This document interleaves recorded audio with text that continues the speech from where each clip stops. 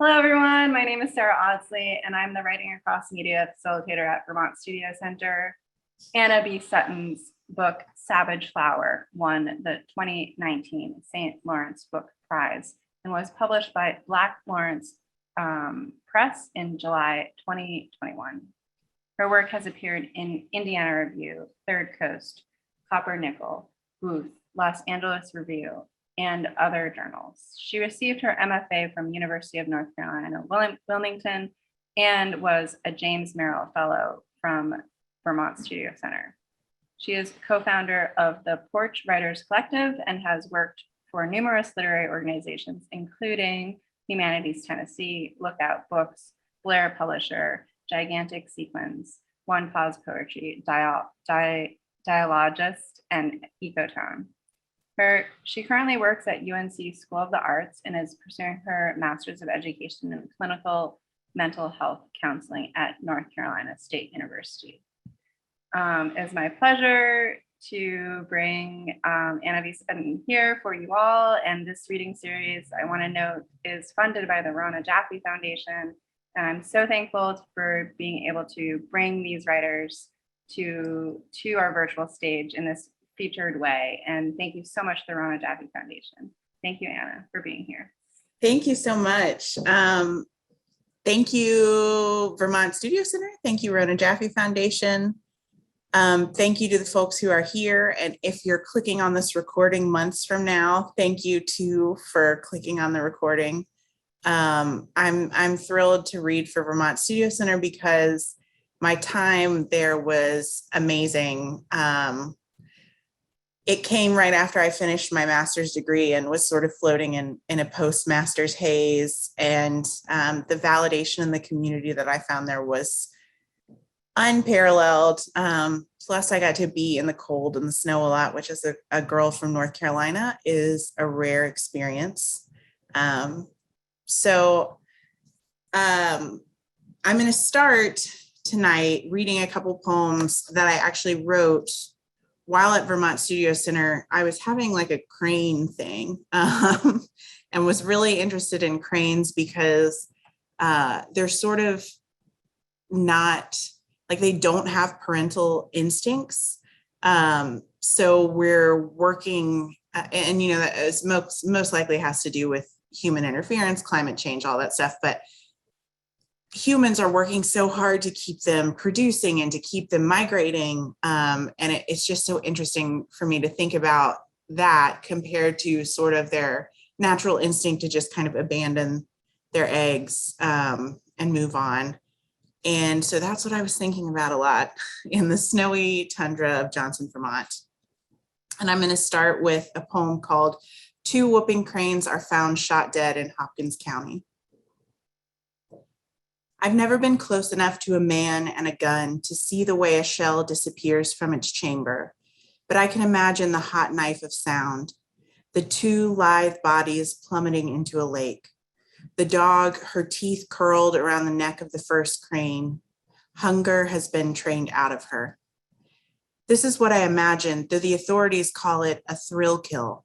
Summon the image of a different mouth, a perfect black O steadied against the bed of an old truck, limp gray bodies left behind. When the reward is offered, authorities are sure to mention that the pair had mated for life, that the male was found, picked apart by scavengers a few feet from its female, found alive, kept alive for a handful of days. Her body littered with shrapnel. 1,000 miles east, another clutch of eggs is hatching. Another apology, another bloodless puppet teaching the little cranes to eat, to fly, to leave. And continuing with that series, this is conservation. The hand is a bird, or is painted like a bird. See, inside the white jumpsuit is a man pretending to be a woman, pretending to be a bird. The young brown cranes are learning to eat. The man dips his hand into the tall grass and pecks at the mud. See, he whistles. They are learning how to whoop. They tilt their heads back and suddenly their bodies are reeds in the wind whistling. Brown downy, do they know how in that instant they might be the last of their kind? How alive we can remain when we don't know what little space we occupy in time. So both of those poems are in my first book, which published in July from Black Lawrence Press.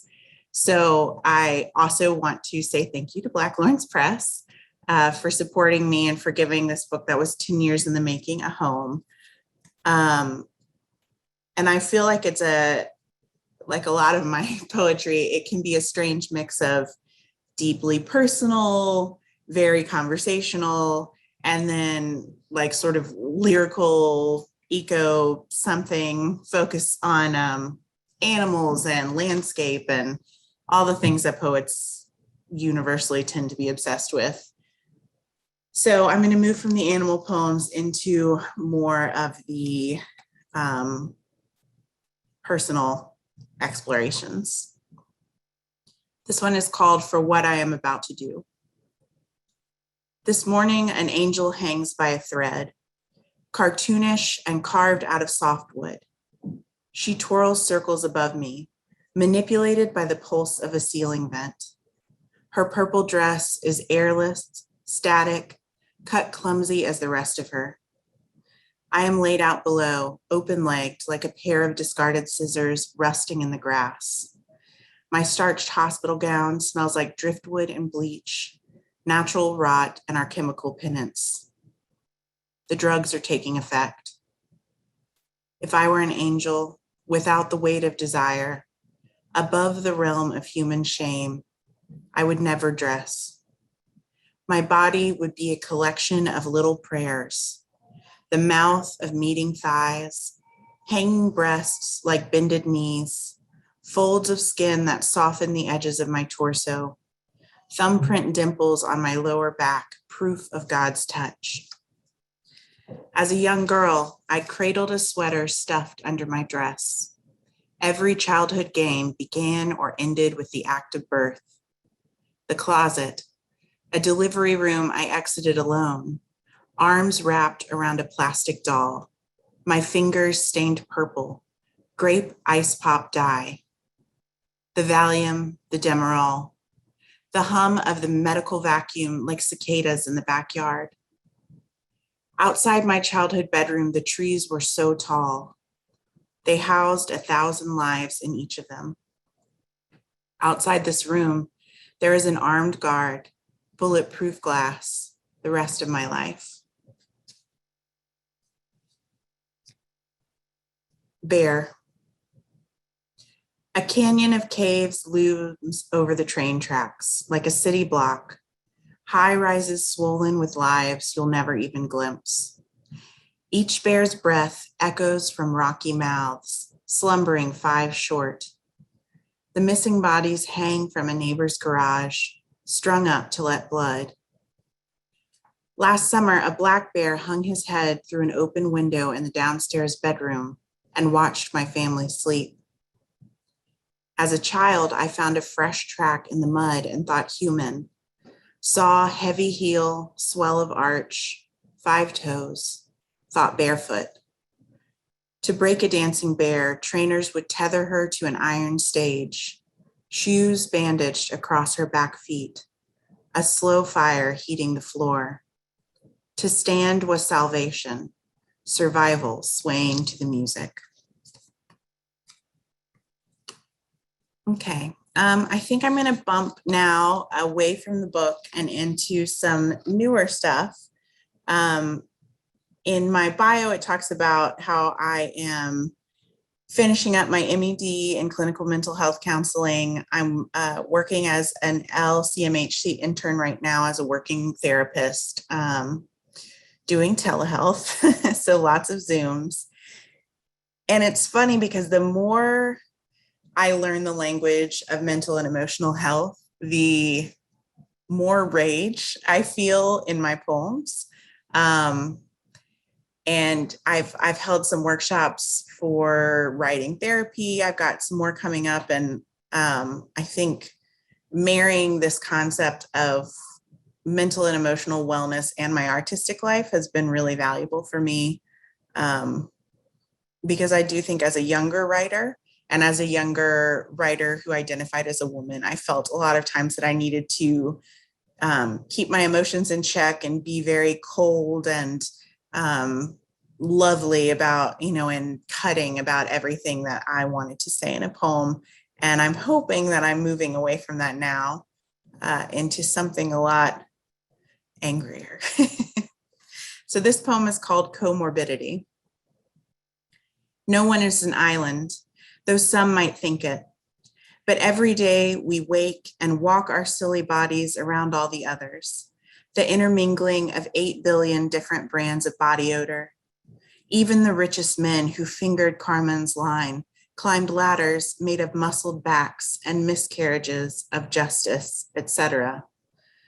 How strange to exist in an individualistic society as a Libra. I'm always looking for compromise among the intransigent, like looking for a bridge washed away in a storm.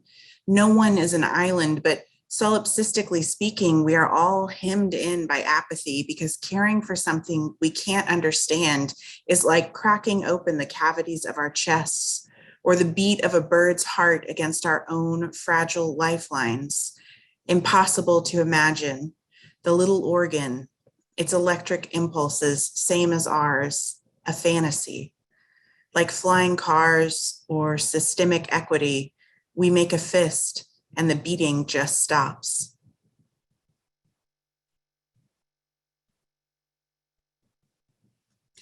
Gender reveal. The doctor draws a pixelated circle around the photograph of the moon's surface and says, I'm pretty sure it's a girl. The photo is not of the moon's surface, though I wouldn't fault you for thinking it was. The photo, with its tempestuous swirl of whites and grays, is of our daughter's hazy labia. We call the moon a woman, but the face inside it a man. I call the fetus creature because I think it will hurt less if someday I leave the hospital empty-handed. We are always naming things what they are not. The creature inside me thumps against my abdomen like a squirrel, barreling along my body's roof, runs like a rain-fat creek across my cervix. The collision of two women, Earth and Thea, once birthed the moon. Every terrible man fed on the body of a woman, then fled to set fires and leave them burning. I would rather this child not be meat or tender, but ash-streaked vengeance. I would rather her be what we see when we peer at the photograph. Tornado of heat and shadow, suggestion of something that can't quite be defined.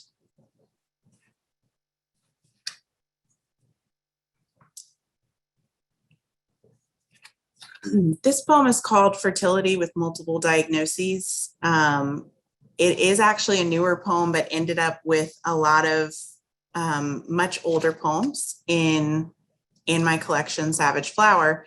And there's 8 or 9 years between some of these poems, which I think is a testament to the fact that artistically we may change, our voices may evolve, but sort of the thread of what is meaningful to us as artists continues, maybe forever. So, fertility with multiple diagnoses. We are trying to conceive, so I stop taking my antidepressants, reduce that minuscule risk while my doctors tell me it would be easier if I lost weight, but also that the glitch in my system will make that loss near impossible without edging up against an eating disorder, that my hormones are just as out of whack as my brain chemistry. I was a late bloomer, but when I bloomed, it was a savage flower. I bled for 16 days that first time. Then a few months later, through an overnight pad and heavy denim pant, and under an hour, bright detritus dripping down the plastic legs of our family computer chair. I had been lost in careful calculus, sexual awakening via A/S/L, when my sister came to tell me my time was up and I'd stain the carpet. When asked how much a woman should bleed, an expert will hold up a measuring cup and point to the lowest line. When asked how often a 33-year-old major depressive will obsess over her looming death while also trying to flint damp kindling to fire, they will refer you to a specialist. A year ago, under fluoxetine's tender watch, I told my mother that if we conceived, I'd be happy, and if we couldn't, I'd be fine. But then I gave the rest of my script to our dog, whose slavering anxiety is so similar to mine, my husband blames it on her mother. The very same man who took a long look at my ovulation test and said, "This seems positive." What are we doing trying to make something that might kill me, or more likely husk from me just as I've gotten my hopes up? What is the cause of all this wrong set stuff? What should I do when my doctor says, don't think about it too much, but also make sure you're tracking your cycle? When lately, I don't know one woman who's had a child the old-fashioned way, head down and slipped from her while her doctors tell her, keep going, you're doing it, one more push.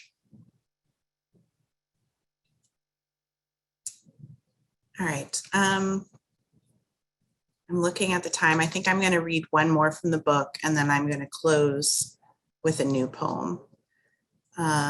So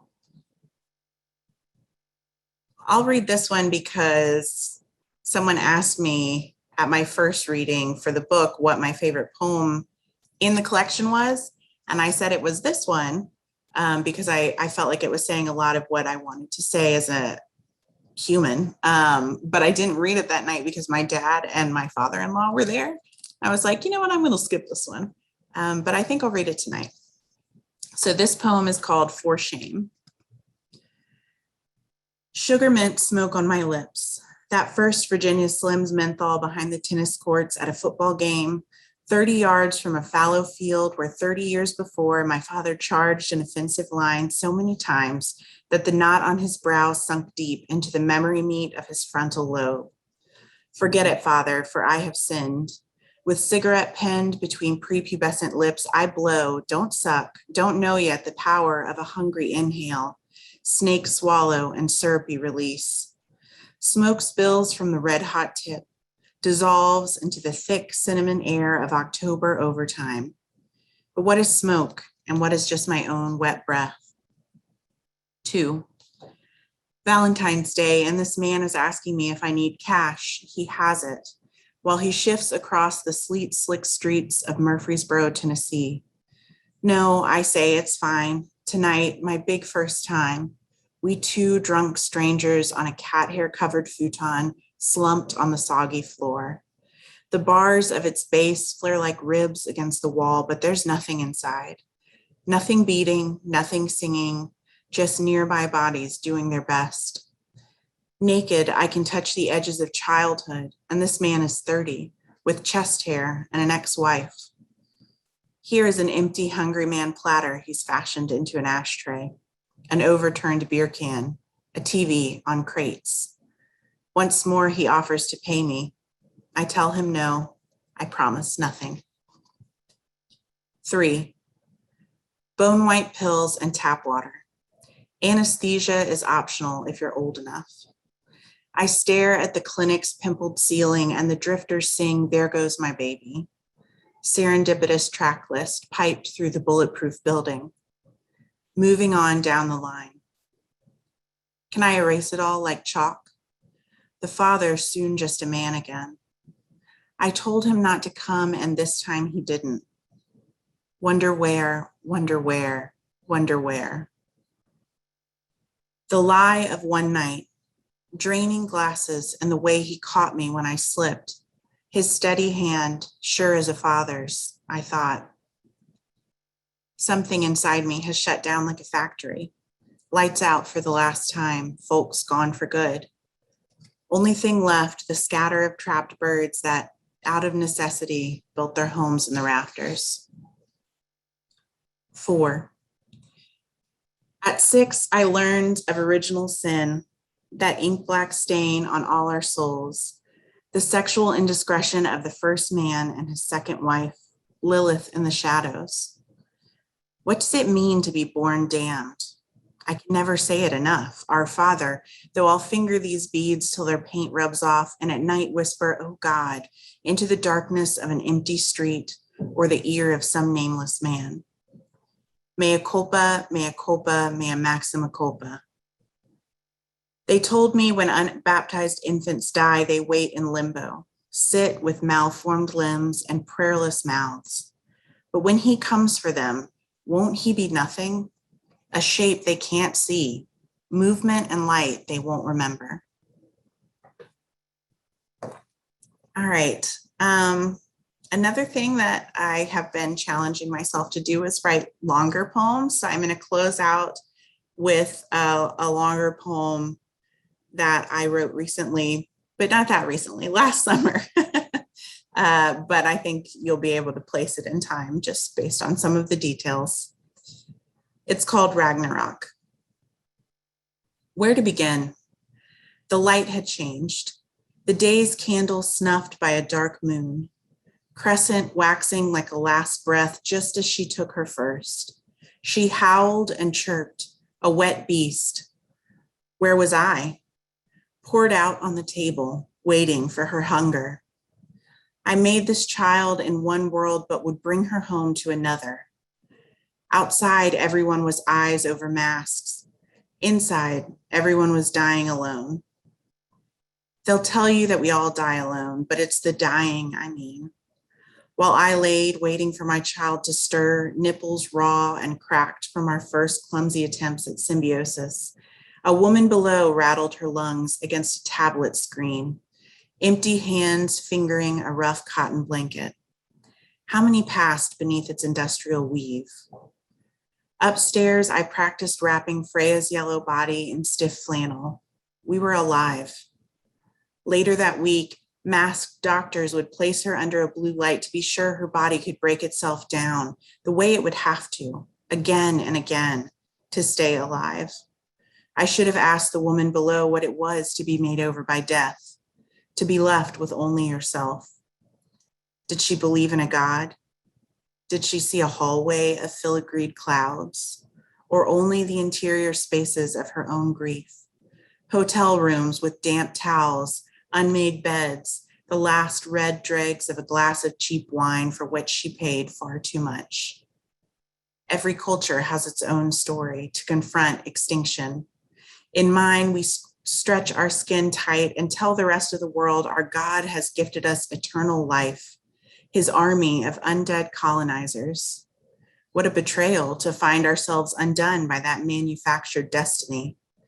Like the contrived splendor of Valhalla, that masculine ideal, forms coerced from clay and gold, a feast so far removed from its source that the hands digging turnips from dirt, slicing rosy bellies of salmon, have disappeared into smoke. The cost to enter, blood on the hilt. I don't want to raise my daughter this way. I've named her instead after the witch who waits in a field of scented grass, the forms around her shaped by ice and wind. To be a woman is to be elemental. That's what I'll tell my daughter. Our ironstones, our glacial scars. To be a woman is to be a body of water. Today, I want to flood the earth. Today, I want to crack like lightning against each naked face.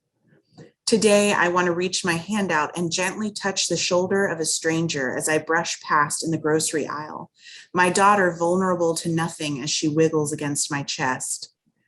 What was it to touch someone I'd only just met? I can't remember anymore. That life is gone, and there's a squirrel who's been rubbing his freedom in my face, lashing his fat tail on the back porch after a day spent wandering. It will be winter soon, I warn him, knowing this only means more danger for my new family, more hesitation in the market's parking lot. Switching off reports of flood and fire, derricos that level cities, the furious force of white nationalists storming the Capitol. What are the consequences of a thigh-sized brick of discount dark chocolate? Careless infection, insurrection, the faraway perpetuation of slavery, out of sight among these brightly colored packages of salad mix. Humans are so monstrous. We make myths of terrible gods and say we're fashioned after them. Blameless, the hands that are moved by destiny. After Ragnarok, the Norse gods are dead and two mortals repopulate the earth. They survive in the woods, perhaps within the trunk of a sacred tree. Does it matter? They survive. It's just a story. If you examine the particulars, the story gets uglier. Two mortals emerge from their shelter, observe the world, cleansed of us, our warring gods, and think again. The children of Lith and Lithirseer fuck and bring it forth. Our sickness, the festering hearts of men who claim this mythology because they want their own magic, something to contend with all they've sought to snuff out. If it's a tree that will save us, I'm afraid my lot is the fire, proud and violent, content to burn it all down because we must always feel powerful. If it's a tree that will save us, let me take my daughter to the woods, show her the way thick emerald moss shelters the stones, the way a thatch of twigs and clover can be spell work. There is beauty in cloud cover, in the perfume of damp leaves gathered at our ankles. There is beauty in the rustle of birdsong, the echo of a branch snapping underfoot. There is beauty in her little lungs doing their work, shrouding her face in silvery mist. There is beauty in our two bodies, once a single thing, moving through a quiet world together, no intention of building on or breaking up the dirt. There is beauty, there has to be, or else I brought this child here to suffer and die for nothing. Bleached cotton, the electric pulse of a ventilator. I need to show her the ocean. I need her to know how the air changes at the crest of a mountain. There's a lake near my childhood home that giggles with otters in spring. I want her to keep a watchful eye on that water, always missing the nimble breach, but witnessing the ripples left behind. There are beasts we'll never see, lives that will never intersect with our own. There is so much beauty that we aren't meant to possess. Night comes, too quickly or not soon enough, and it's okay to be scared. Yet our fear is not a weapon to turn on the world. We are small in time and space, but our grief is not a warrant. We can make it a bridge instead, from one fragile creature to all the others, a humble stretch of filament in a spider's web. These are the things I need her to see. She has her father's eyes as she feeds from my breast. Sometimes I cup her face and marvel at her separateness. In many ways, we are strangers. I brought her into my horrible world, but no storied God to will it. She'll grow into something different. I can only teach her what I know. Only now I realize I might be the tree, holding someone safe against what rages outside my body, mouthing wait, wait, as I watch this clumsy child run off to make the same mistakes. Thank you.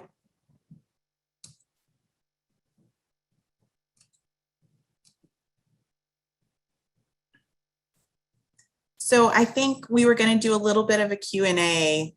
I don't know if there's anything you wanted to say before that. No, I just, I wanted to, just let that poem kind of hang in the air. I love that long poem. And there was a question already from Eric Tran in the chat, but thank you so much for reading those poems. And I love how you incorporated both poems from your debut collection, Savage Flower. The link is in the chat for you all to purchase it if you haven't already. And then also newer work.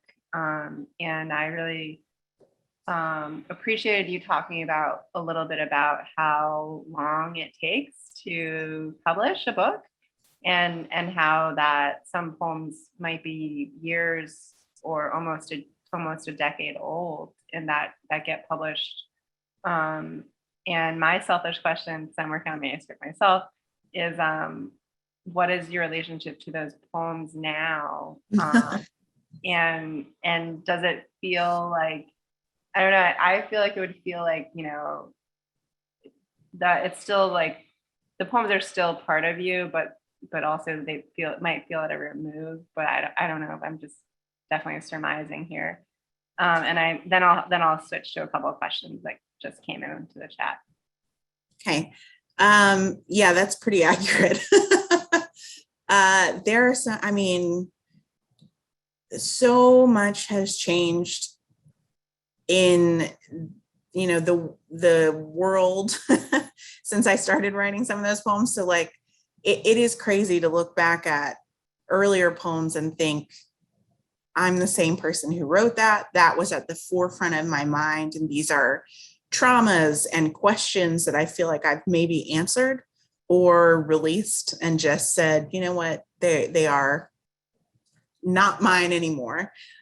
So to then like very intimately claim those ideas and those questions again as part of my first book, which is such a bizarre and exciting and sort of definitive experience. Like the first book is, I think, probably extremely powerful for a writer, but also in 10 years, I'm hoping I'll think like, oh, my first book, that was just, you know, an exciting first step. And I feel so far removed from it. But yeah, I mean, everything is so intimate.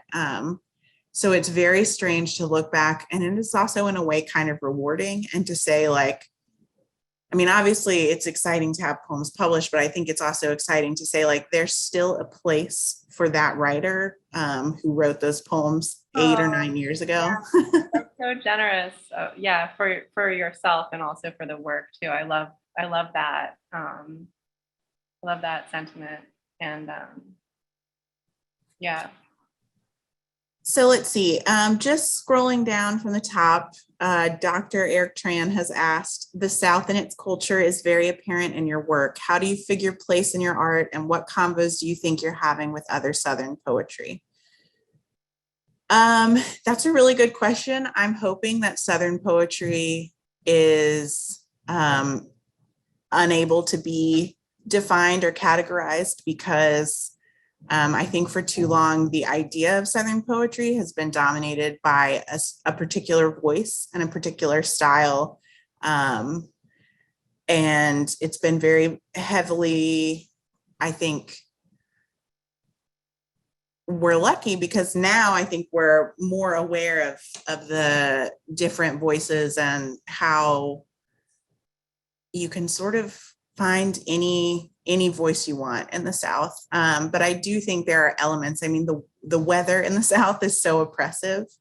And the flora is so present in ways that it isn't in other parts of the country. The green is so present. The oxygen is so present. The heat, the humidity. So I think there's a sensuality that's probably connective with Southern poetry, but I also say that knowing that what I want for Southern poetry is for it to be everything. So I hesitate to define it. Sarah, I don't know if you want to read the questions or if I should. Yeah. Okay. I just don't know if you wanted to keep expanding on that or, but so Regina says and asks, there's a lot about motherhood, fertility, the female body, and female anger. Those are really impressively massive themes. And I know sometimes when I'm writing into large themes, it can feel overwhelming and opaque. But the poems you read today feel really intimate and personal while still speaking to those larger themes. Can you tell us a little more about the writing process and how you approach these large themes and harness them into these very personal, intimate poems? Yeah. So weirdly, I think it might have been opposite. Like, I think when I was writing the poems, I thought they were purely personal. And I was like, oh, is this like too self-indulgent? Is this just an exercise in journaling? Because I'm not a journaler. I don't have a diary. So is this just how I'm getting out like my internal monologue? And it wasn't until I found community that I realized that they were also saying something that was outside of me. And I think now that I'm older,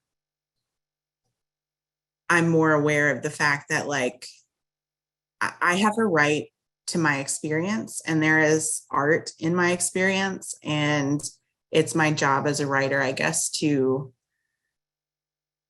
to validate myself and say like, okay, so you want to write a poem about having a baby during COVID. Do it, do it, because it's not just for you, because you're an artist and it can be personal. But my whole life, I've connected with people's personal narratives that weren't my own through their art. So I think some of it is just getting over the hangups from, like, you know, the patriarchy and grad school, being like, okay, you know what? The story that I have to tell is valid. I know that. And what I want to focus on now is, you know, the more exciting stuff, the actual language and the emotion that I feel when I'm writing it and when I'm reading it. And I don't know. I hope that answers that question. Yeah, I think that it's a great question, and I think that all artists and writers, you know, have contend with what is personal and what becomes political, or what becomes when you move something from the private into the public realm, and also when you're writing very deeply personal things.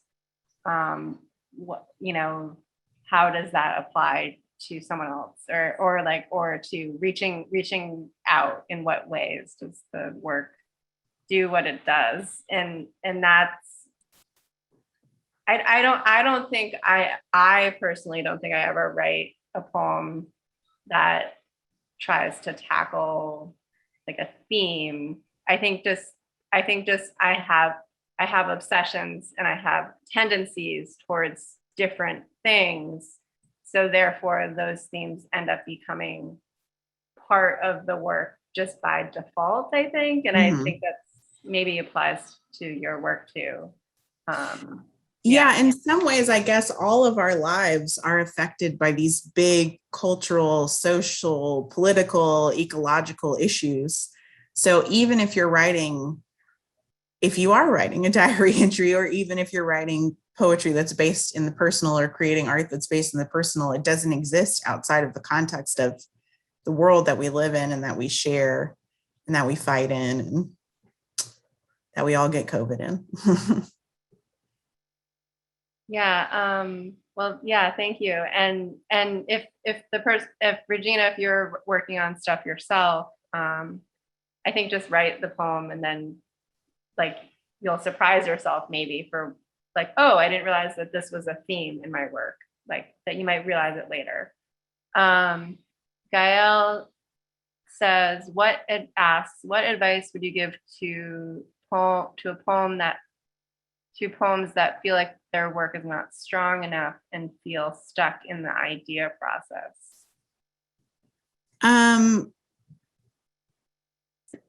That I think is like the fundamental question.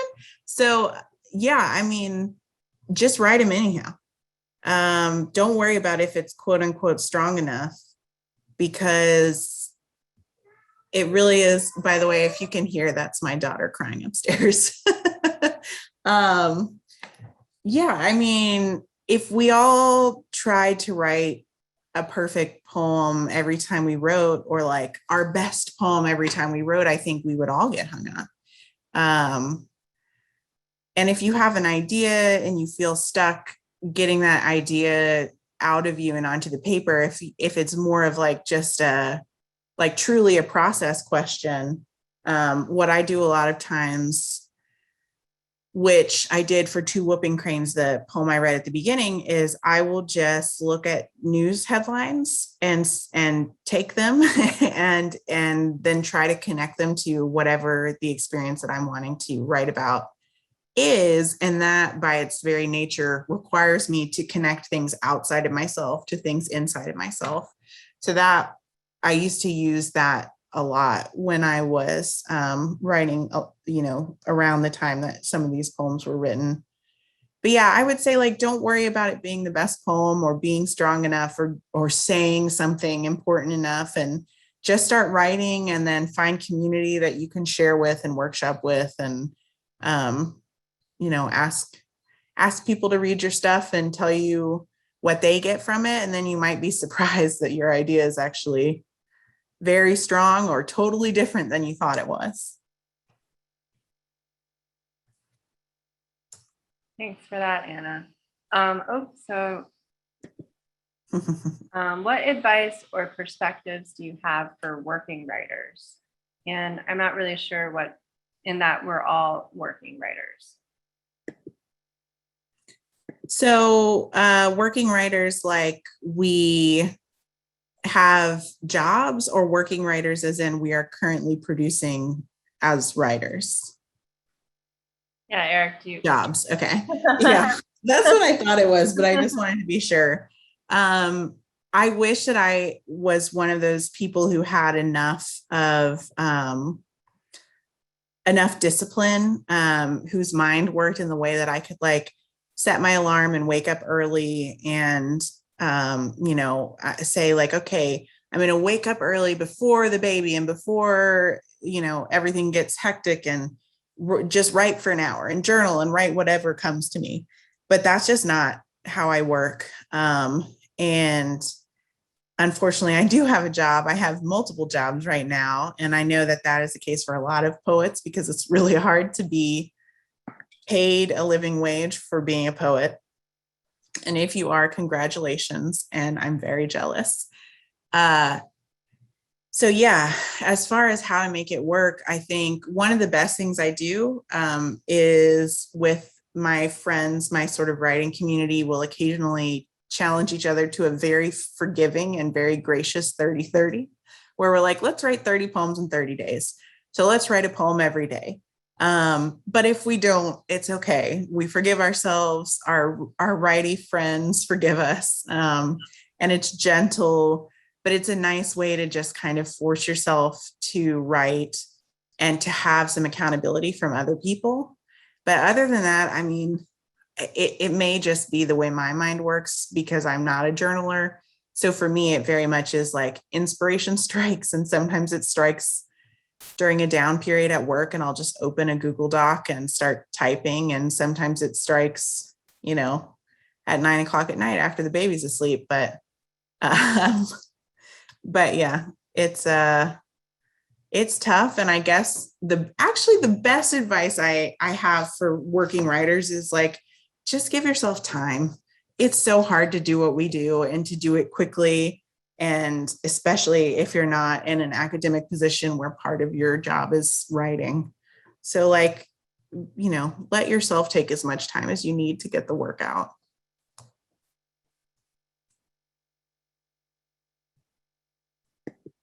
Another question from Regina. Have there been any surprising reactions to your book? If there have been, they've not been shared with me.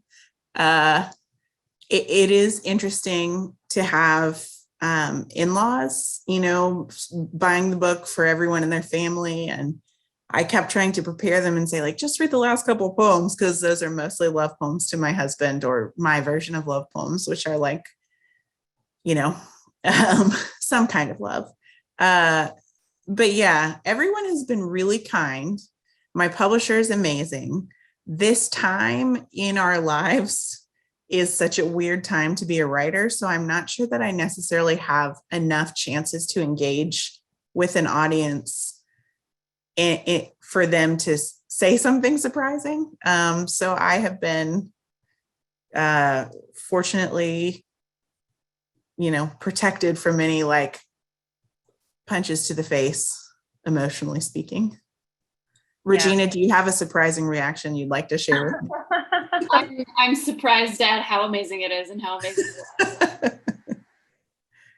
Oh, that's so nice. Anna, I had a question about your long poem that you read, the last poem you read. I'm wondering about your relationship to the concept of beauty, as like, truth, beauty is truth, and how beauty, I know in your poem it functions as, the contrast to, you know, our crazy world that we're living in. But I'm also like aware that it is like a poetic, like it's like a poetic trope too, like that we rely on beauty, and that and I've written this too, like, you know, I have like a poem called beauty is beauty, or what, you know, and you know, on insisting on beauty, because I feel like, you know, there's the phrase like beauty will save the world. And anyway, I just was wondering about that part of the poem, and I loved the repetition in those lines, and that the repetition, the anaphora, feels like very purposeful, and yeah. Anyway, that's like just a question about like. Well, that, you know, it's interesting because I hadn't really thought about it, but I do think in the process of writing those lines, I was sort of having the conversation with myself that you just had, which was like, yeah, here's some beauty. Wait, am I just doing that because it's a poetic device? No, this is something that like keeps me functioning. And why is it so important to me? And oh, it's important because if there isn't joy and if there isn't beauty in the world, then why am I procreating? And, you know, that all just sort of like came out while I was writing it. And I think that is part of the anaphora, because I was just like, okay, I'm going to just keep writing this line until I figure out what I'm doing here. But yeah, I also, to throw it back to an earlier question, that was also one of those like larger themes in my work that came out once I shared it with other people, where they were like, oh, I see a lot of like, you know, this balance of violence and beauty, or pain, you know, like painful experiences, and then like these sort of lyrical moments in nature and stuff. And then in my counseling coursework, we've also talked a lot about things like coping skills and self-care, which I really hate that phrase, but you know, how we're compassionate to ourselves in moments of crisis. And I realized that I literally will need to like breathe in air and look at a plant, you know, like go outside and look at the way the wind moves in the leaves, or like stare at a bird. And I'm like, okay, I exist in time and space with this like completely other existence. That is, when you look at it close up and you really think about like what exactly is happening on like a scientific, biological, geological level, then suddenly you're like, oh shit, this distress is not important. The world is, once you throw in geological time, you're just like, oh, yeah. I don't even know why. Yeah. Why this is, you know, this and is I think it's, you know, when we have glaciers, like. Yeah. Well, while we have glaciers. Yeah. Yeah. But I think, you know, it just makes me realize that I'm very grateful to be alive, even though there's a million terrible things happening every day.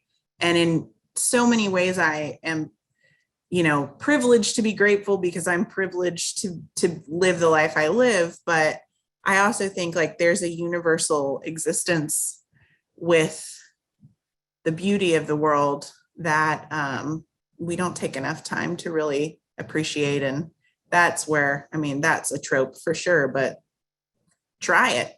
It's less of a trope when you actually go out and do it and you're like, oh my God. Yeah, no, for sure. And thank you for answering that question. That because I've written poems also insisting on beauty, and the inner critic in myself was like, is this a poetic device, or like, do I really believe this? And I do believe it. And so we have a few more minutes left. And if anyone has a last minute question, feel free to drop it in, or just ask Anna. And Anna, I'm so interested in and very happy to hear about how you're folding in creative writing and poetry into your mental health counseling. And you don't need to expand on that if you want to say anything more about that, or talk about some of the workshop stuff you're doing. I'm really happy to hear that a poet is doing that work and bringing that in. And I think that we do have this like stereotype that poetry is healing, but it is. And I'm wondering if you want to expand on that or talk about that just a little bit before we run out of time. Yeah, thank you. I would love to. So I'll do a little plug first, which is that I'm doing a writing therapy workshop with the Porch, which is the organization that I helped found in Nashville. It's online, so you can take it from anywhere. So if you want to do that, it's 4 Monday evenings starting in mid-September. But yeah, so this is another way that I'm sort of like challenging the academic institutions that had, for much of my youth, sort of defined what poetry was and what poetry had value. I had people kept telling me like, oh, well, you should do writing therapy. When I started my counseling program, they were like, oh, that's great. You can lead a journaling workshop or whatever. And my immediate reaction was, well, that's not real poetry.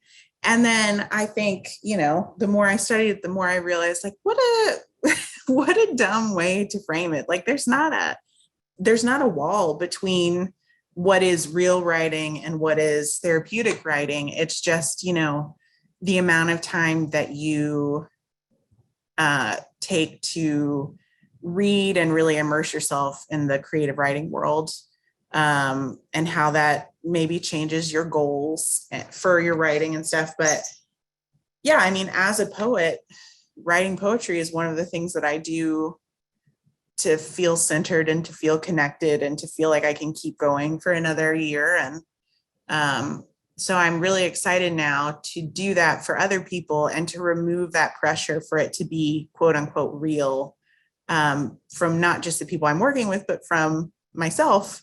And sort of like the question from earlier, stop telling myself, is this strong enough? Is this good enough? Do I have a right to share this with people? Or is this just self-indulgent? Like, just let that go, see what happens. If you want to publish it, there are steps to take there. If you don't want to publish it, then you've done something beautiful for yourself.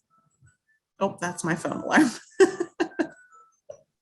Well, thank you, Anna, so much for sharing your work. I really loved that long poem, and I hope that you're sending it out if you feel like it's ready and you want to publish it. I really enjoyed that long piece, and